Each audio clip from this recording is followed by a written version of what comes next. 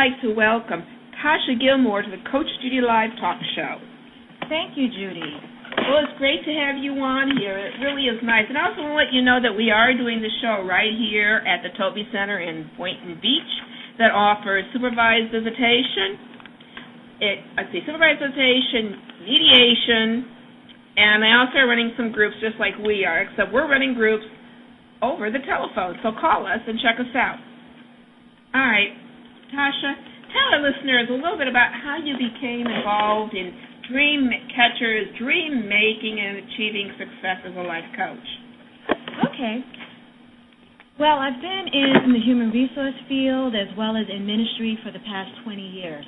So when I got into life coaching, I found something where I can really combine my background. So a large part of what I do is work with people to help them to accomplish their dreams. Well, what is your background? My background, I've worked in human resources. Oh, okay. Right, I worked as a What does that mean, though? To people who don't understand human resources, if they're not in the corporate world, can you explain to our listeners what human resources is about? In most companies, the human resources department will do pretty much all the employee support for everything from their payroll to their benefits to hiring, firing, all of those areas is what's covered in human resources. All right, so you take care of the employees on all fronts. That's it. So if somebody needs help and they're an employee, they come to you. Right. Now, in my case, I actually was a human resource manager as well as a corporate trainer. Oh, okay. So I did a lot of training. In fact, I actually trained SMART goals when I was a corporate trainer, but I trained it very different from what I do today. Really? So what is the difference? Well, the key difference is back then I trained it as specific, S is for specific, M is for measurable, A is for attainable, R is for realistic, and T is for timely. Now, that is the original system, and it's still a good system. You definitely need to follow that and do all of those things. But I thought a little bit more about it. I wanted to dig deeper, and I thought about dream catchers. I define dream catchers as those people who capture their dreams. And I thought about what do those people do? Right. See, success is a process.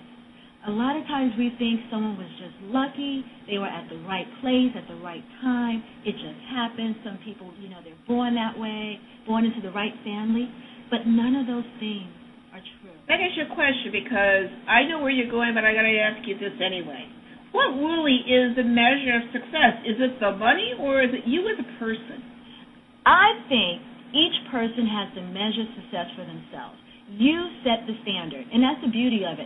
No one else sets the standard for you, and you shouldn't allow other people to set that standard. The looking after the Joneses and wondering how they're doing and comparing yourself to them is really not a true measure of who you are. And yet that's the way society looks at us. And I think what you're saying is so wonderful because it really is not keeping up with the Joneses. Absolutely. Absolutely. You have to put aside what other people are doing, focus on what's true to you. In fact, when I revamped the system, one of the first things I changed was the S. The S in that is for spiritual.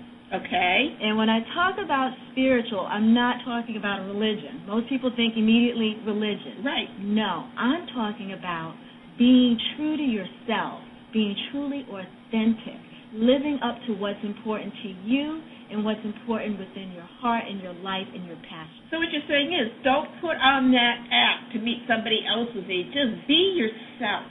That's it.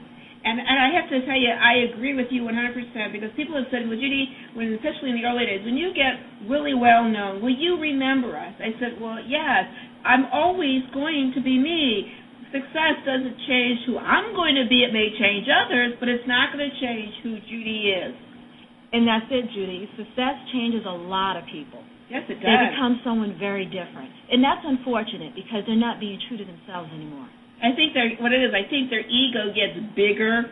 Yeah. And ego then becomes controlling. It also can become insecurity because they don't want to lose it. As I have to tell you, I know people who built their success on money, and when their money is gone, they withdraw. Right, because they put all their value, all their worth, they attached it to that thing. Money, success, power, position. And all of those things really do not make you who you are. I agree with you. So tell us, what are the 5 traits of dream catchers? Well, the first one I mentioned was spiritual. Okay. M is for meaningful. A is for action-driven. All right. R is for rejection-proof. And T is for targeted. What do you mean rejection-proof? I think that's an interesting thing because people always think of feeling of being rejected, and yet if you feel good about who you are, you're not going to be rejected. And that's it. When you feel good about who you are and you're secure in that, you can stand against rejection. Because it's like this. A lot of times you may have an idea, and you go to a friend, and you tell them about the idea. And that person will say, oh, that doesn't make any sense, or you can't do that. That's rejection, and it hurts. What happens? We end up withdrawing. See, when you really have a dream and you want to accomplish that dream, you have to be able to stand up to rejection, be rejection-proof. So what you're saying is don't let other people, as we've heard in different ways, but I like the way you said it, is that we don't let other people take us off our path and to be and do what we want, regardless of what anybody else says. That's it. You have to be that strong. When we talk about dream catchers, there's people who capture their dreams. Those are people that let nothing stand in their way. They don't let what people say. They don't let any obstacle that come up. They push through those barriers. See, that's how you accomplish your dream. Right, and it's like not letting those fears that you have stop you. And that's a good one. You said fears. That is the main thing that stops people, fear. Whether it's fear of rejection or fear of failure, fear is one of the hugest obstacles people have to overcome. Well, then, since fears, but tell our listeners, how do you overcome their fear? Because everybody does get afraid. We're all human. We all do get it, but really, what is it? How do you overcome that fear? The number one thing you have to do is identify what your fear is. Mm-hmm. You know, whether it is rejection or whether it is failing at this.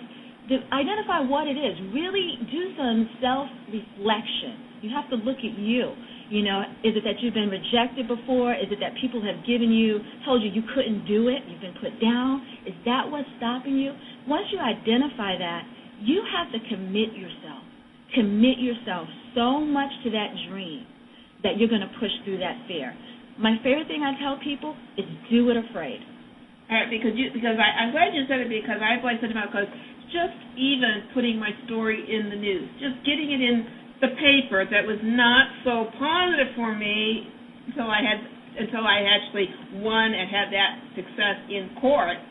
But it was like, what have I got to hide? If I'm honest, I tell the truth, what have I got to hide? Nothing. But people are hiding from their dreams. Are they? I think you're right. They do hide from their dreams, and they're so dissatisfied. Absolutely, absolutely. One of the things I think of is that we are all dreamers. I mean, think about it. When we're children dream. I have a 4-year-old. One day she'll come to me and say, I want to be a fairy. One day she'll come to me, she wants to be an astronaut. But you know what? I encourage her dreams. Why? Because she's a child. Right. But we all started that way. We all started as pure dreamers. We had things in our heart we wanted to do. We wanted to unlock. We wanted to conquer. And we believed then that we can do anything. That's true. But something happened along the way. We live life. Life happened, right? Absolutely, absolutely. Life happened. And we learned some lessons. You know, we had some failures. We had some setbacks. But I love what Winston Churchill said. He said, never, never, never give up. And that's the attitude we need to take. You do. And there's so many people that really need to, especially with today's economy, with what is happening. So many people are giving up and not realize that you can just keep reaching out. Keep talking to people. Talk to strangers. Talk to anybody because you will gradually, as time goes on, find the right-minded people. That's it. You will find the right-minded people. But the key thing is you yourself have to be committed to that dream. See, you can't be wishy-washy and think you're going to pull in the right type of people. When you're so committed to your dream and you keep putting it out there, the people will come to you. There will be alignment for that dream to happen. But you yourself have to have the belief first. I agree 100%.